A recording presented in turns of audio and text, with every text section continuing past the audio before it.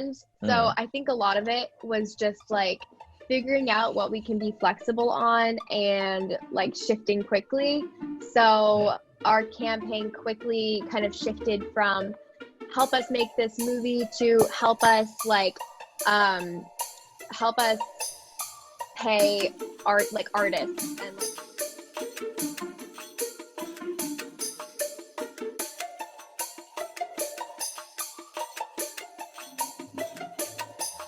Hello and welcome to Lunch Break. I am your monocle-loving host, JP Pressley, and today I am very proud to have a fellow alumni of the King's College, a rising filmmaker extraordinaire, Miss Marina Barham. So Marina, thank you so much for being here today. Really excited for this conversation with you. So when I got to the King's College, I think you were already there, and I was I'm just trying to navigate the scene, learn about different things within the arts. Your name came up a lot with regards to film and photography, especially. So just kind of curious, what first interested you in those fields?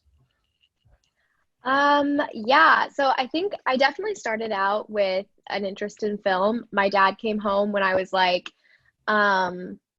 around 12. He came home with an iMac computer.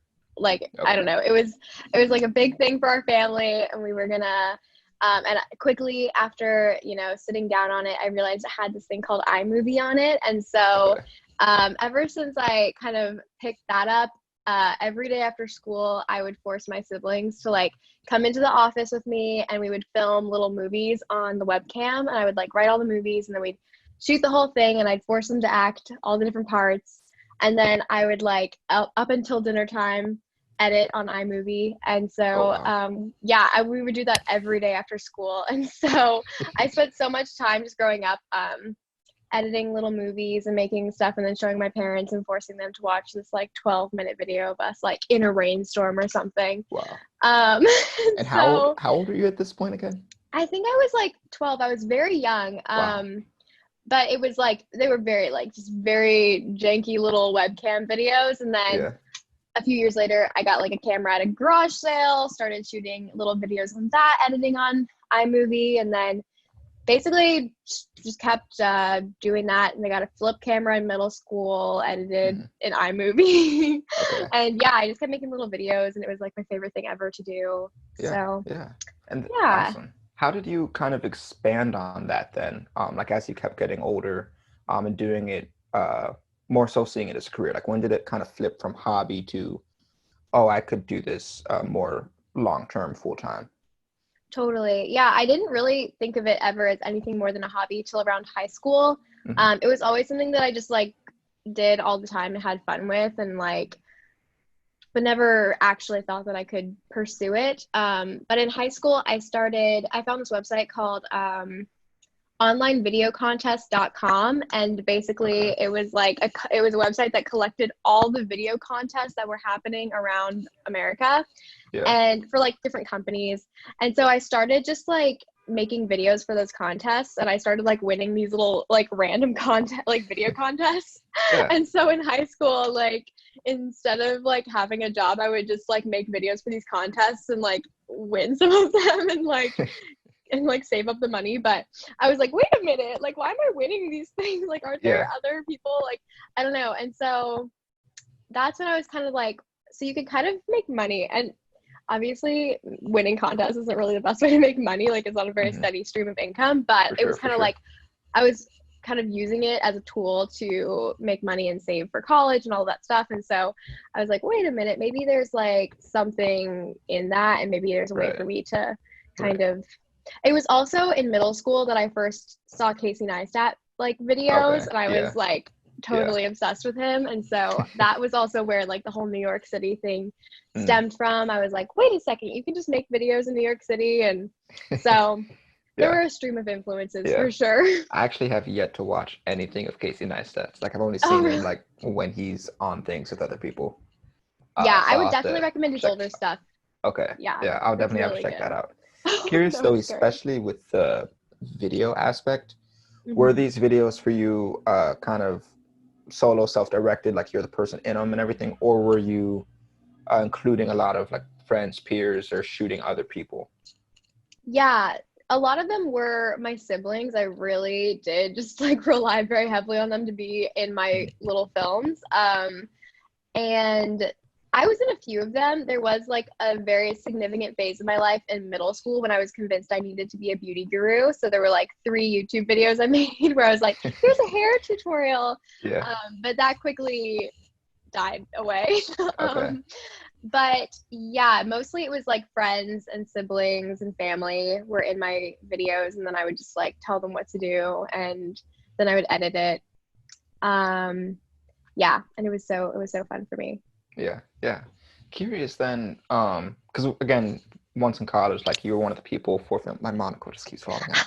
I'm getting a lot better at catching it, but it just keeps falling out. Yeah, I know. That's like some. That was good.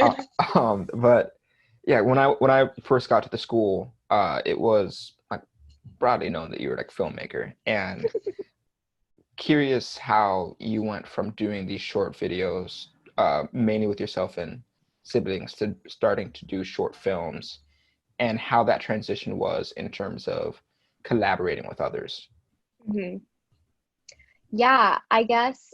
Yeah, when I came to the city, I totally, other than like working with my siblings who I was very good at bossing around, I really wasn't good at, telling people what to do or expressing my vision to people. So most of the things I made my like early freshman year were just like all me. I would just like go out with my little camera, shoot some New York City footage. I was really into like kinetic transitions and trying out new like in-camera ways of connecting the footage and things like that. And so I spent most of my time, like as soon as I moved to the city, I was like running all around the city by myself with my little Canon Rebel T3i and just like shooting as much as I could. And I was just putting together these little videos to music. They're mostly just like vibey little things. I didn't have a story or anything. But then I think the first thing I actually like directed, I guess, in New York City during college was like a few months into my freshman year. We were living in the financial district, and the Seaport area was kind of arising. And so the Seaport district did this little video contest where you were supposed to make a little video in Seaport and submit it. And so I got some of my friends and I like put together this little love story where just like, it was just like a cute little like guy meets girl, gives her flowers, there's balloons, a whole little thing. And we like shot it in an afternoon. And then we ended up, I think we didn't win the top prize, but we got second place. And so that was kind of the first time that I like sort of started bringing other people in and being like, okay, you can't really do it all on your own. You have to like have other people help you out. So yeah, and then I like worked with Jonathan Rothermel, I think later that year on a little purple film because we were inspired by Pantone's Color of the Year. No. But Jonathan is awesome. He and I were roommates one year as well. Oh, sick! That's so cool. He's awesome. Curious. Like with those short films, then how did you? How should I put this? And I might come back to that, but first, let's just get to your current project then. So for you're working on a short film called Breakfast at the Bodega.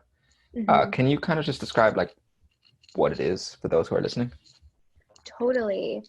So Breakfast at the Bodega is it's a Brooklyn fairy tale kind of dreamlike movie about a father and a son. They both work in his dad's bodega. Wait, I feel like I'm explaining this so weird.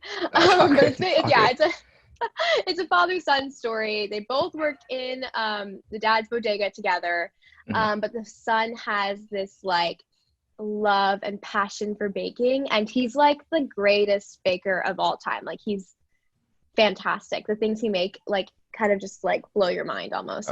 But his father hates it when he bakes. He hates it. And there's like this divide. He can't understand why Basil, the main character, the young guy, would want to bake despite like how much it really bothers his dad, and how his dad has built his son this whole little world in Brooklyn, and like why would he want to like leave that or escape that or like right. And so through like during the film you find out that they're both really just mourning the loss of Basil's mother, but they are mourning in different ways, and they can't kind of connect until the end when they kind of realize that they're both just expressing this grief in different ways. And yeah, and they end up just kind of creating something even bigger and more beautiful than both of them by like working together. And yeah, it's just about like father and son uniting and being stronger for it. So no, when I saw like your kind of trailer for making the film, like I was very intrigued. It's definitely a unique story, and so I'm curious to see how it played out. But with that, how did you first come up with the idea?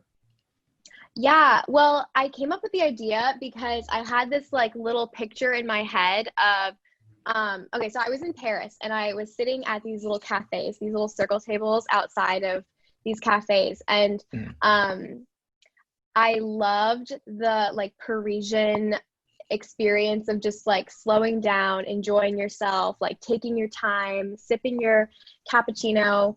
And I was kind of comparing that in my head to like New York City is so rushed. There's never any time to like sit and just relax and think or do anything. And so I was kind of inspired by the Parisian cafe. And then I was kind of thinking about like, what are some New York monuments, and the bodega kind of came to my mind because they're so personal to the neighborhood. They're such like a staple piece of the city, and they like bring different communities together in such interesting ways. And so I was just kind of interested in what would happen if you kind of took the aspect of like the circle tables sitting outside and like combined it with the bodega. And so I had this like vision in my head of like a Brooklyn bodega with like these little circle tables outside, and there's like construction workers sitting at one little table enjoying a little espresso, and then there's like this old lady sitting at another one, and it's very like New York, very like a mixture of people, and they're all just like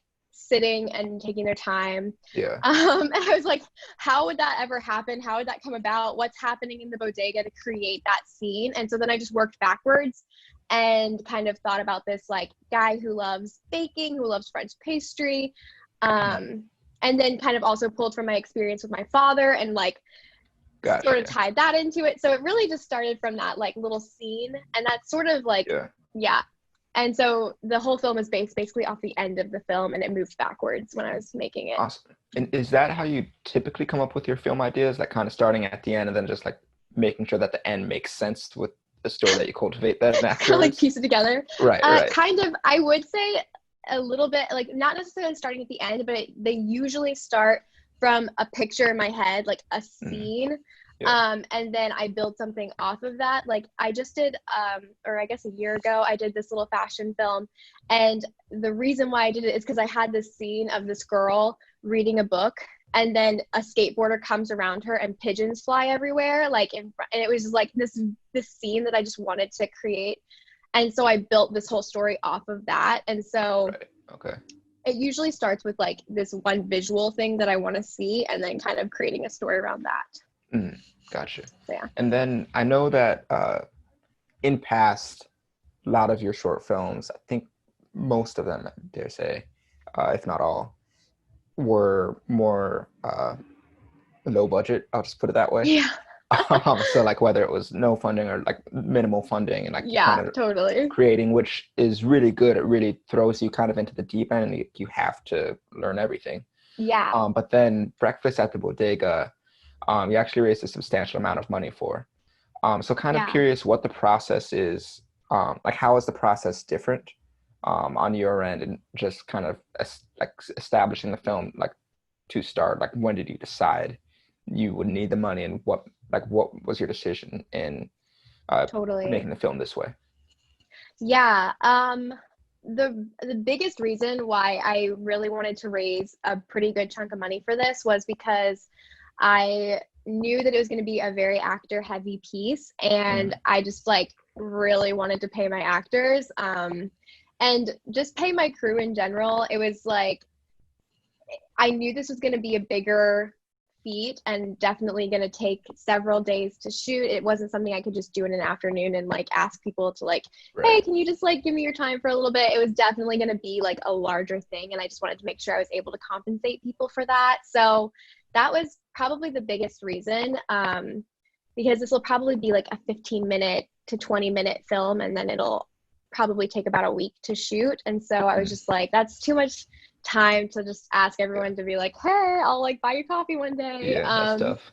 Yeah. And then my past ones, it was a lot of me doing maybe several jobs, but for this one I really wanted to try and focus mostly on directing and be able to like bring on a big team of people to like focus on their roles as well, so they could like put their own creative take on things and like just give them that freedom. And so that was probably the biggest reason why I figured we would probably need a larger budget for it. Yeah, for sure. And just following you on Instagram, I've seen that you have that team. Like you're working with Cameron and like other people with the production of it, just like camera, like different photography. So curious, how did you go from like how did you create this team basically? Like how did you cultivate them? Did you meet them on other projects? Was it just mutual friends? How did you set them up? And is this team more mainly for this project and we'll see what happens, or is this like a core group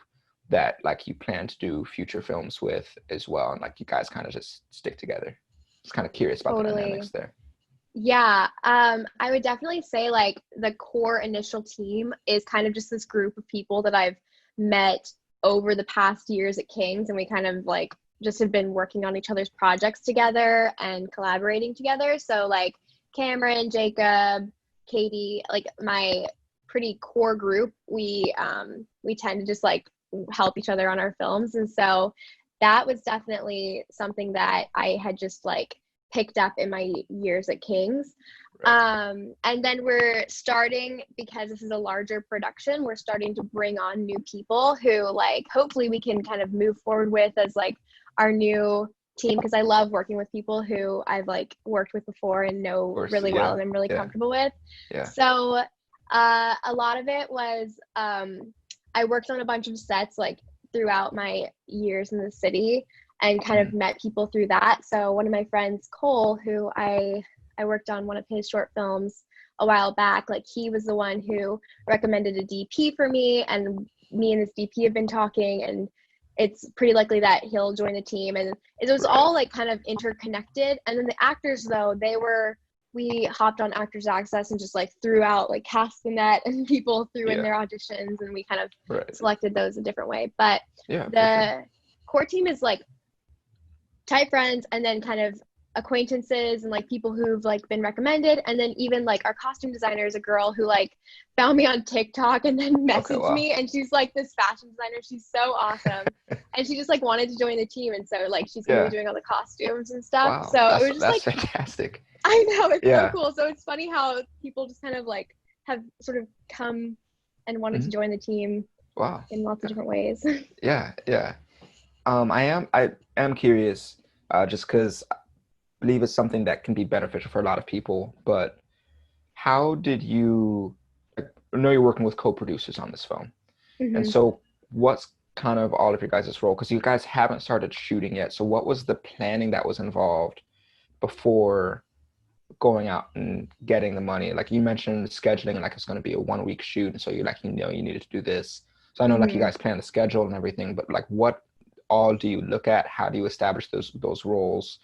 And then like how do you decide to like go out and get the money, like pitch investors or crowdfund or otherwise? Yeah, totally. I think it started, with me and Cameron just like taking a good look at the script and being like, okay, here's kind of what we think it'll take to make this happen, how long we think it was very ballparky. We were like, okay, this is definitely going to take like a week to shoot, and we're going to need to rent a bodega, so that's going to cost money, and we need this many actors, so that's going to cost money. And we kind of we worked actually with another King's grad named Katie Metters, and she helped us kind of because we're not money people, we don't really know how much things cost, and so she helped us kind of put monetary value to these things and help us kind of build a general ballpark. And so we hit around like 10,000. We're like, what if we just like tried to get 10,000? That'd be kind of sick. That'd help us like to really make this happen and make it really special. Right. And so then the next step was really planning the campaign. And so Cameron, one of the producers, and then Katie Metters was like the campaign producer. They worked together to create like a campaign schedule. She did a ton of research on like what's the best website to use right now. And as soon as like the pandemic hit, she did a lot of research on crowdfunding during a pandemic, which is kind of a new thing. For sure. And so, yeah, they kind of during the past like 2 months while we were campaigning, basically just told me what to do. And they were like, okay, Marina, we need a video this week to try and pique people's interest. We needed, you know, a lot of assets and a video for the actual campaign. And so for the past 2 months, my main like objective was just like this campaign and like not even the film. It was literally just like, how do we raise this money? Yeah. And then now that that's over, we're really just in the pre-production phase. So Katie's job has kind of shifted towards budget, and we pulled on another producer to also help with the budget. And so if I may jump in, so it's kind of you kind of got like a team together for producers and everything, people that would be there like from start to very end, not just like end of the actual shoot, but like end of post-production and everything as well. And so you got all that together and like you realized, okay, like I kind of need this much money and kind of got the money. And then now you're doing the work of, okay, here are the people that we'll need on the team for production, post-production, all of that. So but before that, it's mainly, okay, here's the idea, here's how much money we'll need, let's see if we can actually get that money. Exactly. Yeah. So I guess what I would say is like a lot of the producer's job is to like really see everything from like 10,000 feet and like look at the project in its entirety. I'm more focused on like, well, during the campaign, I was focused on like, how are we going to get this done? How are we going to like show people what the story is and like get people interested? And now my focus is shifted now to just like studying the script, figuring out exactly what I want out of it, what I need it to look like, how I need it to feel, things like that.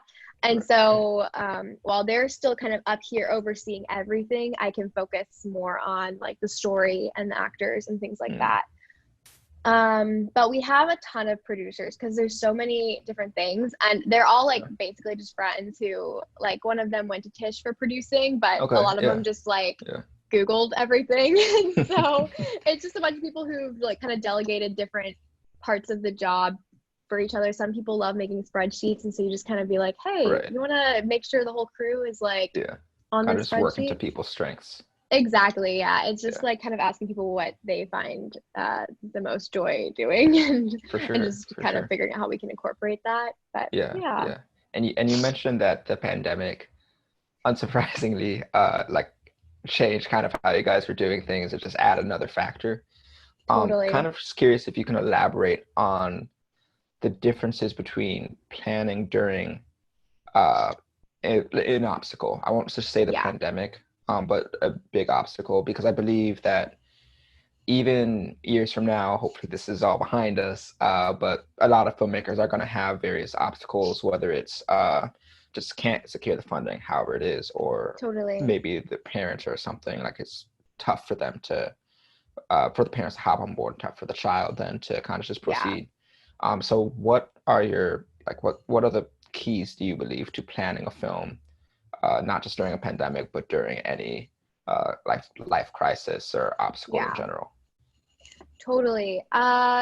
We definitely didn't expect this to happen, as nobody did. And we launched the campaign like the day lockdown actually happened. So I think a lot of it was just like figuring out what we can be flexible on and like shifting quickly. So our campaign quickly kind of shifted from help us make this movie to help us pay artists and like help us support these people during this time, which was just kind of pulling up another aspect of what we would be doing and bringing that to the forefront rather than like, hey, we just really want to make this movie. And so we had to just kind of shift what we were kind of discussing really quickly there. So yeah, a lot of it was just being flexible. And like, if we hadn't raised the money, then right now we would be kind of figuring out how we could get our story across while like cutting a few things. Like maybe instead of hiring a DP, we would just have Jacob, who has DP'd some stuff, like do it himself. And kind of figure out where we can kind of not cut corners, but like do things more inexpensively. Right, like how you can just make it the most efficient for the money. Exactly. Yeah. So that's probably the biggest tip, is just kind of figure out where you can like change things without destroying the story or destroying like the really important parts. So yeah, you have to identify what those are first, and then you can kind of go from there. Because some of it's just fluff and really fun and cute, but yeah. And then I do have three other questions. I'm starting to ask more. No, you're good. Curious people's responses. But first off is, what's the biggest obstacle in the pandemic, but that you've experienced in your film photography and just life in general? And how did you overcome it? Okay, yeah. I think for me, a lot of it was when this happened, it just completely uprooted everything, and it uprooted everything for everybody. So, but I did not handle that well. I am very much a planner, and I don't know how to react when things don't go the way that I had envisioned them. And so I found it very difficult for the first like 2 months of the whole quarantine to like get it together. Like school was very hard to kind of finish well, and like also focus on this movie. I feel like I lost a lot of motivation when that happened, because everything was virtual and nothing really felt real, and I didn't even know how we would even raise $10,000. So it was a lot of just like my community, like people speaking into me and encouraging me, because I like probably wouldn't have gotten out of bed if people hadn't been like, hey, we're going to do a little meeting, touch base about like the film, see how we're doing.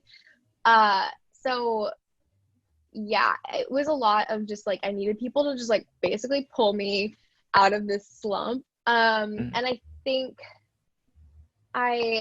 the way that I got through it was not letting myself kind of isolate myself over, you can talk to people on Zoom and things like that. And I felt that for some reason I didn't want to talk to anybody, and I wanted to just be alone. And so people kind of forced me out of that shell. And so talking to people during this whole thing, and it helped make things feel more real and more tangible. No, that's really good. That's really good. I'm glad that you're able to get out of that, and that you have those people in your life to begin with. No, it was like you. I really needed that. It was really bad at first. No, that's really good. And then a follow up to that question, kind of in a similar vein, but it is my belief that a lot of people, once they hit like a huge achievement, can't go forward either because they're too scared that they like won't reach that level again, or they have too much confidence and expect everything to kind of just be up and up from there, and then when they face another obstacle, they kind of just recede. So curious what your greatest achievement is in your eyes, and how you've continued to work and just grow past that point.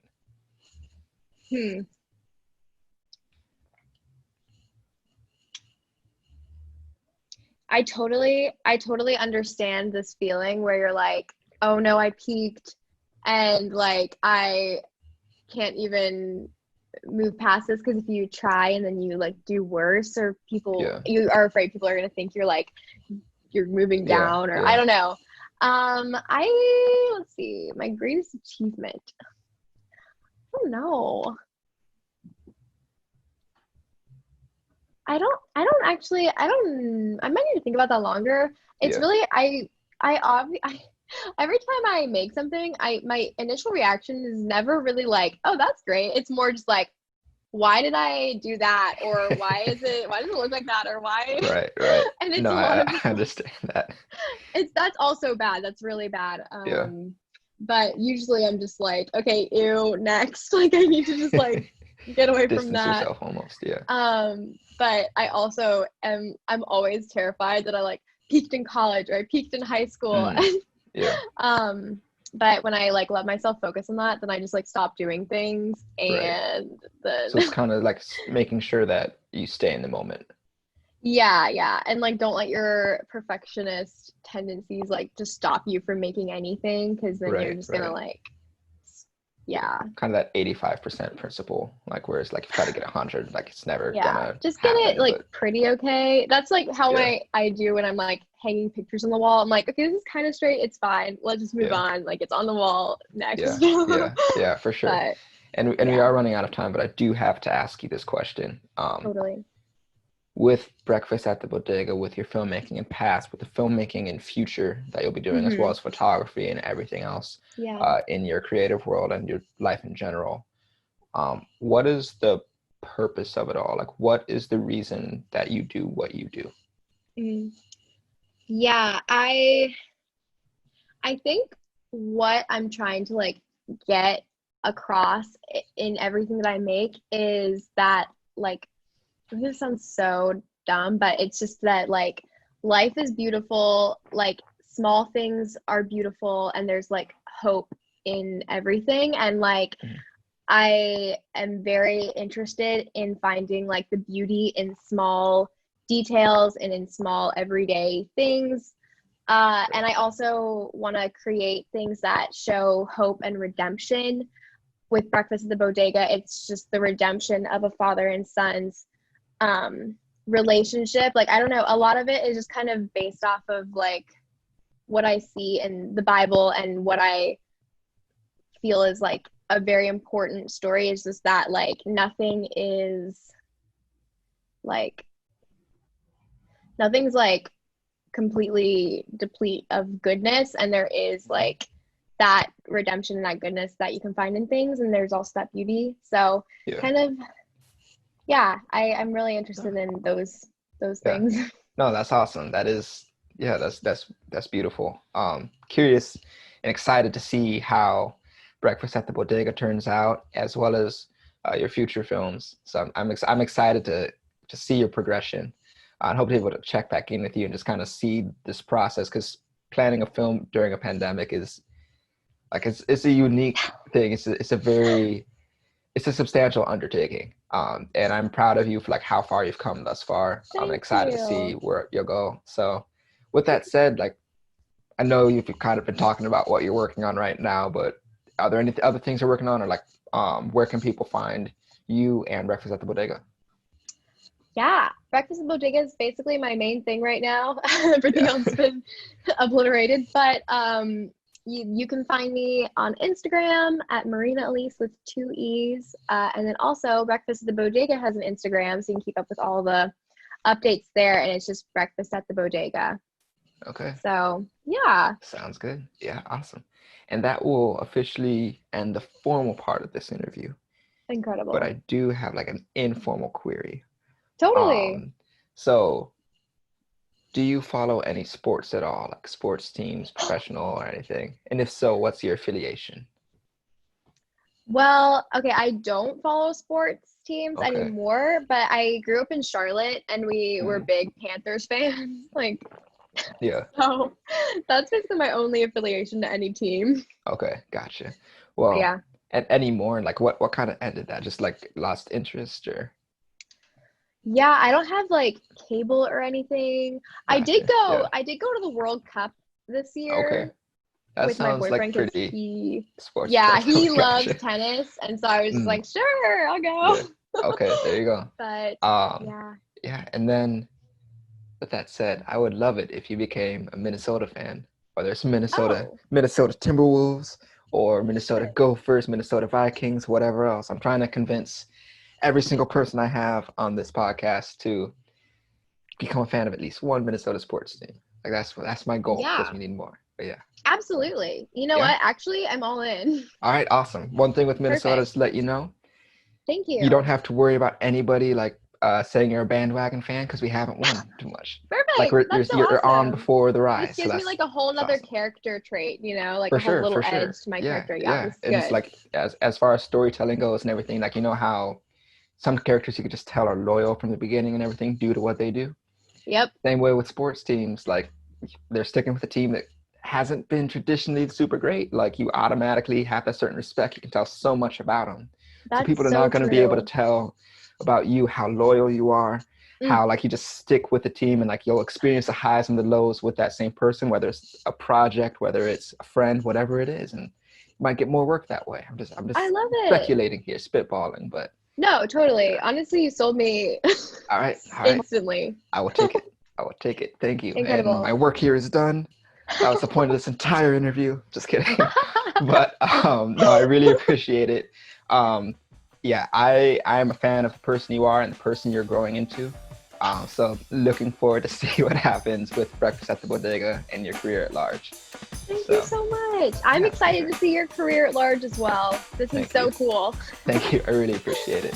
And to Yeah. those watching on YouTube, listening on Spotify, or wherever else you may be, thank you for tuning in. We'll be back in future with more 20 to 30-ish minute conversations, interviews with young and rising professionals. So thank you for tuning in. Hope to see you soon.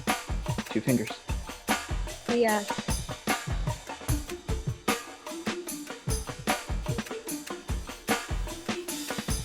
If you enjoyed this video, please be sure to hit those like and subscribe buttons down below. Also, feel free to check us out online at youngandrising.com, where we have advice and guidance for young professionals by young professionals. And most importantly of all, go Minnesota.